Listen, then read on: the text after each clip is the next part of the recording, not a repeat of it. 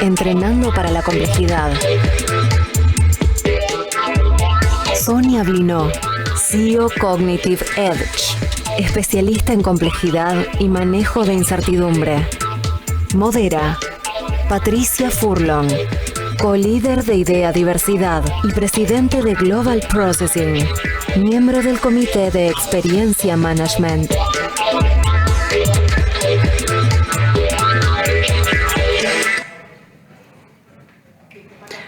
Welcome, Sonia. Bienvenida, Sonia. Es un placer tener esta conversación contigo. Durante este evento hemos escuchado diferentes experiencias sobre cómo lidiar con la incertidumbre actual. La verdad es que siempre hemos vivido en un entorno complejo, pero parece un desafío adaptarse o abandonar la expectativa de certidumbre y predictibilidad, especialmente cuando hablamos de organizaciones y gestionar las organizaciones. ¿Podrías explicarnos qué es la complejidad y por qué es tan importante comprenderla?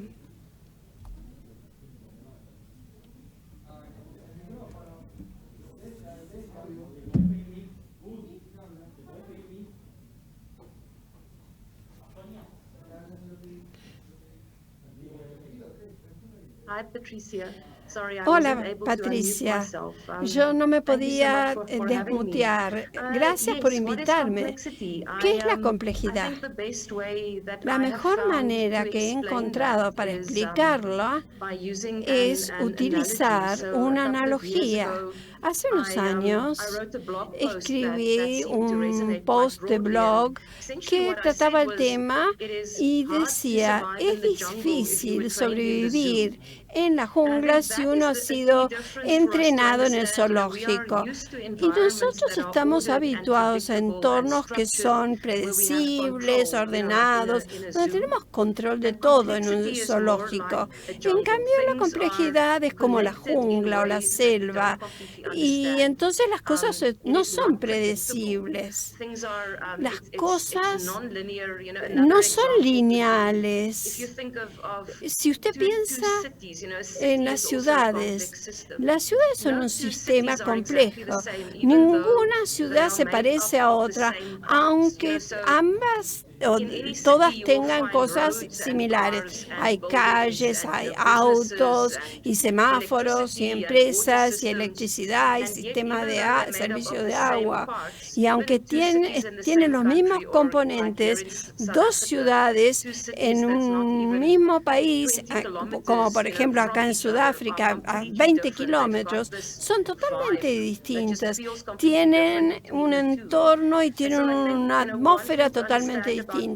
Entonces, los sistemas complejos son todos singulares y entonces el contexto es lo que importa. Y es muy diferente de los sistemas que yo llamaría sistemas complicados, donde las cosas son lineares y predecibles y tenemos algún tipo de control.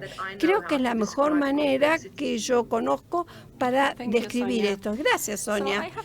Entonces, yo la oí decir que comprender la complejidad es bastante fácil, pero vivirla, integrarla es más difícil. ¿Por qué es tan difícil?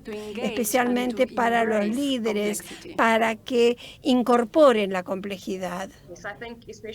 Creo que ahora, con la pandemia, todos hemos tenido una clase magistral de lo que es la complejidad.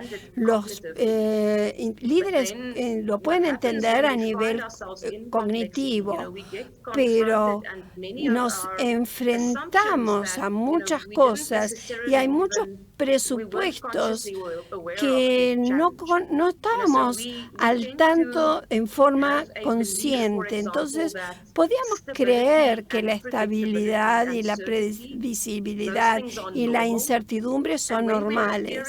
Y cuando hay periodos de inestabilidad o incertidumbre, son temporarios y entonces después se vuelve a la normalidad. En esta pandemia, lo que queremos decir por normal es volver a la certidumbre y a lo normal. Entonces, la incertidumbre en realidad es lo que es normal. Una de mis citas favoritas es por Diego Espinosa y dice, nosotros tenemos que manejar la incertidumbre y nosotros tenemos que no ser seducidos por la certidumbre como antes. Tenemos que saber vivir en la incertidumbre. Y creo que parte del problema ahí es que hemos comprado narrativas y relatos de qué es lo que hace a un buen líder.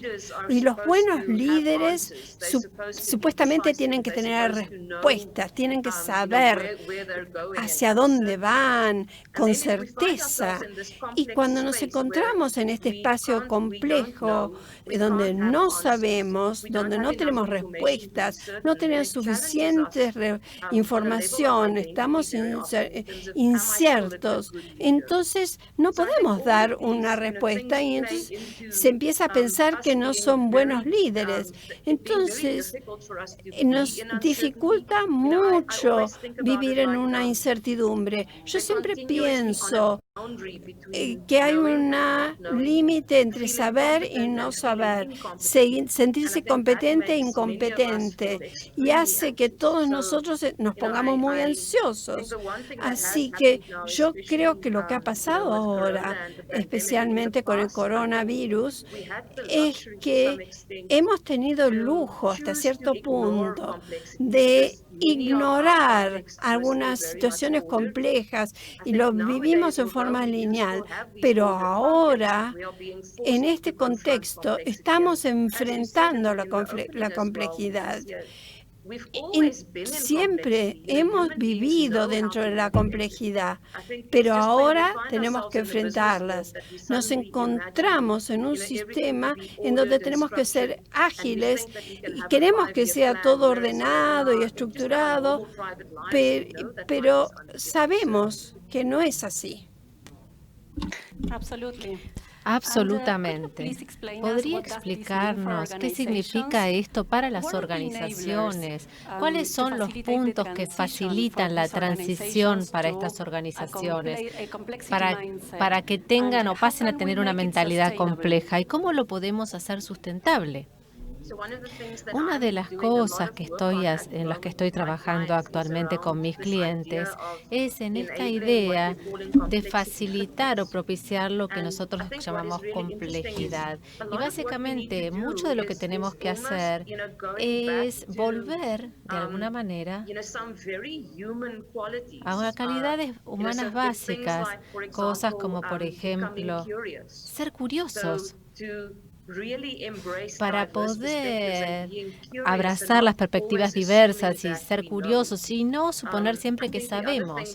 Otra de las cuestiones que tenemos que hacer si queremos encarar la complejidad y organizarnos, especialmente en nuestro entorno de trabajo, es mirar el ambiente que creamos, vuelvo a la analogía original del zoológico y la selva. Es muy difícil responder a la selva si uno se estructuró como zoológico. Y creo que en muchas de nuestras organizaciones, las cosas, especialmente lo que nosotros elegimos medir, algunos de los KPI que nosotros implementamos, las metas que establecemos, a menudo estas cosas generan consecuencias no intencionadas en nuestra organización y funcionan contrariamente a nuestra capacidad de responder a la complejidad, a poder adaptarnos, socava nuestra resiliencia. Creo que es importante que nosotros encaremos, abracemos la diversidad. Una de las cosas que yo creo es que la complejidad nos permite volver a estructurar la forma en la que pensamos en la diversidad. Aquí en Sudáfrica, por ejemplo, tenemos un problema para resolver. Cuando uno entiende las complejidades, entiende también la diversidad, que la diversidad es uno de los activos estratégicos que uno tiene que nutrir, porque con la diversidad viene la resiliencia. Entonces creo que para que esto sea sustentable en las organizaciones, a ver, no estoy en contra de la jerarquía. La jerarquía surge naturalmente en los sistemas complejos, pero lo que sí necesitamos hacer es nutrir las redes informales para que puedan expandir estas jerarquías, para que puedan permitir que fluya a lo largo de los límites de las organizaciones. Me parece que los líderes tienen que aprender a ir más allá de estos límites, expandir los límites, cómo uno genera el flujo, cómo genera las relaciones en grupos diversos, no solamente dentro de la organización, sino también entre la organización y otros estamentos, otras entidades. Y me parece que una de las cosas más difíciles es que tenemos que aprender cómo mantener nuestras metas y estrategias lábiles. Es decir, tenemos que... Ustedes saben que nosotros estamos en Sudáfrica y siempre nos gusta compararlo con un equipo. Uno tiene un plan de juego en el equipo, pero sabe que el plan de juego va a tener que cambiar cuando uno empieza a jugar con el otro equipo, y lo que tendemos a hacer es establecer la estrategia y después nos arraigamos esta estrategia y no la dejamos que fluya. Entonces, ¿cómo tenemos que aprender a ver la estrategia y las metas y nuestros planes como algo provisorio? Y creo que el último punto que me gustaría plantearles es, tenemos que dejar de pensar en la alineación, en una cosa como la alineación. Esta es una palabra como favorita en nuestras organizaciones. No sé ustedes, pero cuando yo asisto a las reuniones con mis clientes, escucho la palabra una y otra vez, alineación. Tenemos que estar alineados con las metas, tenemos que estar alineados con nuestros objetivos, tenemos que estar alineados con ciertos valores. Y si nosotros podemos dejar de pensar en eso y no pensar en la alineación necesariamente, sino en ser coherentes dentro de ciertos límites, entonces vamos en el mismo rumbo, estamos dentro de los mismos andariveles, pero dejar un poco de espacio para la microdiversidad. En muchas compañías, por ejemplo, quieren que haya una cultura. Hablan de... Este es el modo IBM o este es el modo en el que tenemos que la cultura de esta compañía. Y eso no es saludable en las cuestiones complejas, porque uno necesita la diversidad para poder ser resiliente. Entonces, ¿cómo podemos generar organizaciones en las que permitamos la diversidad a nivel local, pero que no se produzcan fragmentación y ser igualmente coherentes como cultura? Entonces, estos son algunos de los temas, de las cuestiones que me parece que pueden hacer los líderes para crear organizaciones que se abracen la complejidad. Y un último comentario. Las personas que están más cerca a los problemas complejos son los que saben cómo resolverlos. Y algo que tenemos que aprender es distribuir la toma de decisiones y ser lo suficientemente humildes de aprender de cualquiera y de comprender que a veces las personas en los márgenes de la organización, los que están ahí en la línea de entrada, son los que saben qué es lo que hay que hacer con algunos de los problemas más difíciles, y también son los que captan las señales de debilidad o las oportunidades y los riesgos. Entonces tenemos que acercarnos a las bases y ser lo suficientemente humildes como para aprender y retroalimentarnos de cualquiera. Absolutamente. Sabes que cuando te escucho hablar de todas estas palabras y conceptos, me parece que hoy la nueva economía, las empresas tecnológicas son las que atraviesan estos cambios de cultura, o tal vez son aquellas que atraviesan una transformación digital. Pero, ¿cómo podemos diseminar este conocimiento en todo el ecosistema del negocio? ¿Cómo podemos incorporar esta mentalidad de complejidad a todos los niveles? Patricia, no me haces preguntas fáciles.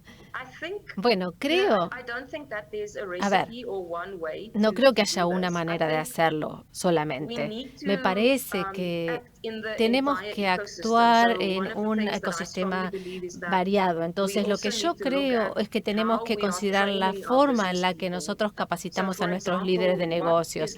Por ejemplo, ¿qué se enseña en la Facultad de Negocios?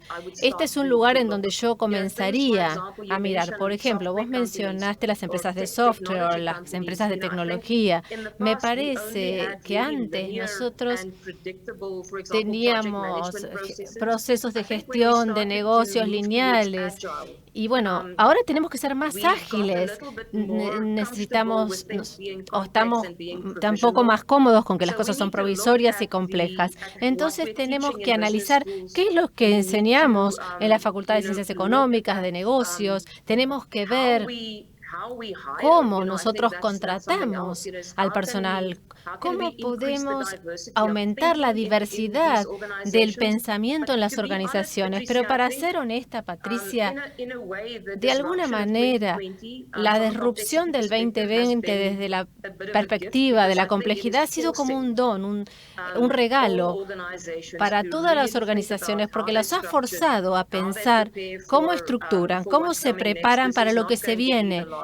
Esta no va a ser la última perturbación o disrupción. Entonces creo que la mayor parte de las organizaciones, aún las más conservadoras con las que yo estoy trabajando, pienso que se han dado cuenta de que el mundo es diferente, que tienen que manejarse en forma diferente. Simplemente tiene que ver con necesariamente ver cómo. Y bueno, me parece que las facultades de Ciencias Económicas y de Negocios desempeñan un gran papel. Sé que no te gusta dar ejemplos porque siempre dices que las organizaciones son distintas entre sí. Pero yo te voy a preguntar, si yo te escucho y si yo quisiera analizar este enfoque para entender qué significa para mí, para mi organización, ¿cómo lo tendría que manejar? ¿Nos podrías dar una serie de ejemplos que reflejen lo que tú estás diciendo? ¿Cómo es que lo hacemos?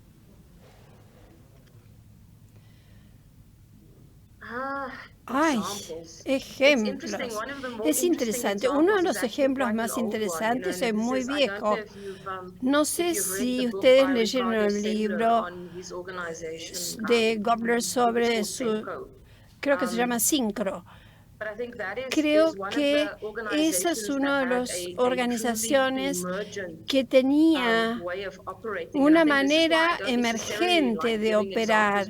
No me gusta dar ejemplos porque donde las cosas funcionan es donde surgen por sí mismas y no copiando lo que hacen otros. Lo que estoy viendo es que lo que es positivo es que muchas organizaciones lo que hay que hacer es dejar de lado las reglas y las políticas estrictas y darle a la gente instrucciones lábiles. Hay un banco acá en Sudáfrica y una compañía también en Estados Unidos que trataron de empezar experimentando con, por ejemplo, no tener un código de vestimenta muy estricto, sino simplemente decir, vístanse en forma apropiada, tratar a la gente como adultos.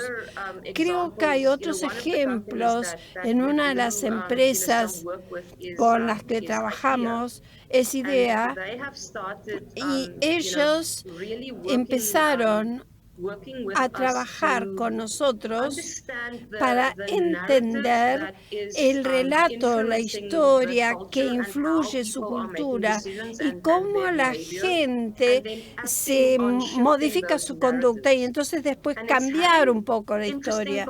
Y está llevando a conversaciones muy interesantes. Y uno no lleva consultores a una empresa para que te den respuestas, sino para que formulen distintas preguntas. Hay algunas de las preguntas que están surgiendo. ¿Necesitamos, por ejemplo, KPIs? ¿Hay algo que va más allá del KPI que tendríamos que considerar? Así que creo que hay muchas organizaciones que conozco acá en Sudáfrica. Yo participé en algún momento con Unilever y ellos están haciendo una serie de experimentos locales en toda la organización, tratando de explorar más y no tratar de hacer un experimento para todos, sino esto a nivel local. Creo que esto lo he visto en Unilever, en otras empresas. Entonces, en vez de pensar en experimentos, que es una mala palabra para las organizaciones, sino que se haga a nivel pequeño, creo que ahí empieza. Espero que esto responda a su pregunta. Sí, gracias. Otra pregunta para ti, Sonia. Si pensamos en estos conceptos, en la alineación, obediencia, empezamos con esto en las escuelas, con el entorno muy reglado y haciendo todo lo que se espera de nosotros. Entonces, ¿dónde comenzamos? ¿Es a nivel organizativo? Porque me parece que viene de mucho más atrás, donde tendríamos que estar introduciendo el cambio. Sí, tienes la razón, empieza en la escuela. Nos enseñan a valorar respuestas y los chicos en la escuela, los que reciben premios, son los que dan la respuesta correcta. Así que pienso que todos nacemos con curiosidad, pero el sistema escolar nos empieza a sacar de lado la curiosidad. Comienza en la escuela, comienza en casa, cómo los padres están recompensando a los hijos. Los alentamos a que sean curiosos, a que vean y seguir las reglas. Creo que son las dos cosas. Tampoco podemos desalentarlos que obedezcan. Simplemente tendríamos que fomentar la curiosidad. Pero en el otro extremo del espectro, en nuestras organizaciones, los entornos muy ordenados son previsibles. Esos espacios deben alterarse y la gente que trabaja allí, yo sé que se está hablando mucho a ver cómo resetear a la gente con la inteligencia artificial, con la automatización. Creo que es más que enseñarle a la gente nuevas destrezas para este entorno ordenado. ¿Cómo reconectamos a las personas con su imaginación, con su curiosidad? A mucha gente se le ha tratado de enseñar no pensar. Entonces, ¿cómo hacemos para alentarlos a que piensen, crear un entorno en donde ellos puedan cuestionar, puedan formular nuevas preguntas? Y esto es un desafío para los líderes. Y a veces yo tengo problemas por lo que digo, pero hay que usar la administración o la gestión de talento en las organizaciones. Si nosotros no pensamos que no sabemos cómo va a ser el mundo en 6 meses plazo, ¿cómo sabemos cuáles son las personas que identificamos como talentos o que tienen las destrezas que necesitamos? ¿Cómo incluso sabemos que son las personas correctas y descartamos a las personas que pensamos que no son las idóneas? Entonces tenemos que dejar de pensar en la gestión del talento y empezar a pensar cómo procuramos la capacidad diversa, con imaginación, con curiosidad. Usted nos está haciendo volar directamente. Entonces, tenemos mucho para pensar. Bueno, una pregunta del público. En nuestro negocio tenemos más éxito de lo que podemos hacer en otros lugares del mundo. ¿Pensás que en Latinoamérica nosotros sabemos cómo vivir en la selva? ¿Que se debe a eso? No sé, no conozco Latinoamérica tan bien, pero tal vez podría ser. Yo creo que hay paralelos entre Sudáfrica y algunos países en América Latina. Nosotros sabemos que es vivir cuando falta todo. Nosotros entendemos los ecosistemas y este es un aspecto. Nosotros sabemos manejarnos en el desorden. Entonces, nosotros entendemos el desorden, sabemos cómo navegar en el desorden. Y hay muchos beneficios al respecto. A veces, no encontrarnos en países tan estructurados que funcionan como un relojito, lo que la gente denominaría países del primer mundo. Entender el desorden, entender los ecosistemas. Esto funciona a nuestro beneficio. Y también en países más pequeños,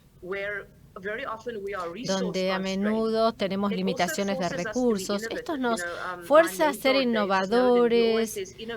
La innovación no viene de la creatividad muchas veces, viene de la carencia de recursos. Eso lo dice Snowden. Entonces, muchas veces nosotros nos encontramos en estas condiciones en las que nos faltan recursos y nos vemos obligados a hacer las cosas de otra manera y a ser resilientes. Sí, tal vez ustedes tienen algunas habilidades específicas para manejarse en la selva en América Latina. Aquí hay otra pregunta, Sonia. Estoy de acuerdo que aprendemos cómo responder, pero no estamos acostumbrados a preguntar. Y este planteo nos puede abrir posibilidades y oportunidades. Entonces, tenemos que preguntar más de lo que lo hacemos actualmente. Sí, en la complejidad, los sistemas complejos cambian continuamente. Entonces, algo que tal vez sea una respuesta hoy, tal vez no sea relevante mañana. Entonces, las respuestas en la complejidad son transitorias. El valor es transitorio, pero las preguntas siguen siendo valiosas. Y a veces yo creo que tenemos miedo de hacer las preguntas, pero después no nos quedamos con esas preguntas el tiempo suficiente. Respondemos rápido. Y a veces tenemos que quedarnos ahí en esa confusión, en el desorden, e incorporar el hecho de que no sabemos, porque a veces ahí es donde reside algo nuevo, donde puede surgir algo nuevo. Si simplemente queremos saltar a tener una respuesta rápida y no queremos quedarnos en esa situación de ambigüedad de la pregunta lo suficiente, creo que a veces nos vendemos rápido. Y estas son una de las cosas que no me gusta autodenominarme consultora. Me gusta denominarme socia en el pensamiento. Eso es lo que me gusta hacer. Y ayudar a otros a formularse preguntas distintas y a quedarse ponderando esas preguntas el tiempo suficiente como para sentirse cómodos con eso. Me encanta el concepto de socia en el pensamiento. Eso me gusta. Tenemos algunos minutitos más, Sonia. Antes de concluir con nuestra conversación, me gustaría que expliques un poquito. Tenés varias palabras en la teoría de la complejidad, acuñadas en la teoría de la complejidad, pero hay una que me llama la atención, que básicamente es la exaptación. ¿Qué quiere decir la exaptación? Bueno, es una búsqueda de propósito radical, o sea, es tomar algo que surgió para un fin, para un propósito, y cambiarla y utilizarla para algo completamente diferente, cambiarle el objetivo, el propósito. Algunos de los ejemplos, si pensás en los hornos microondas, ¿de dónde provienen? Vienen de un radar que alguien notó que había derretido una barra de chocolate. Entonces se dieron cuenta que podían cambiar el objetivo, el fin del horno microondas. Apple, por ejemplo, como organización, son muy buenos para cambiar el propósito, el objetivo de las cosas. Y creo que en muchas de nuestras organizaciones hay productos y capacidades que tenemos que cumplen un fin específico o cumplían un fin específico en el contexto anterior. Y si nosotros pudiéramos pensarlas de otra manera, podríamos cambiar el propósito de ese objetivo y utilizarlos para algo completamente nuevo. Siempre estamos como a la búsqueda de oportunidades, porque las cosas que podrían haber servido en nuestro negocio, cosas que las habíamos hecho durante mucho tiempo, eran como, ya no son innovadoras o no nos ayudan a mejorar. A veces si podríamos mirarlas con otros ojos, podríamos encontrar maneras completamente novedosas de utilizarlas. No sé si, por ejemplo, en la pandemia comenzamos a utilizar estas máscaras completas que les cambiaron el fin, el objetivo, como para que fueran respiradores o ventiladores. Bueno, muchísimas gracias por esta conversación, Sonia. Escuchamos sobre las complejidades. Vos ahora sabés lo que significan las complejidades. Y yo realmente te aliento a incorporarlas. Trabajemos con ellas. Muchísimas gracias a todos.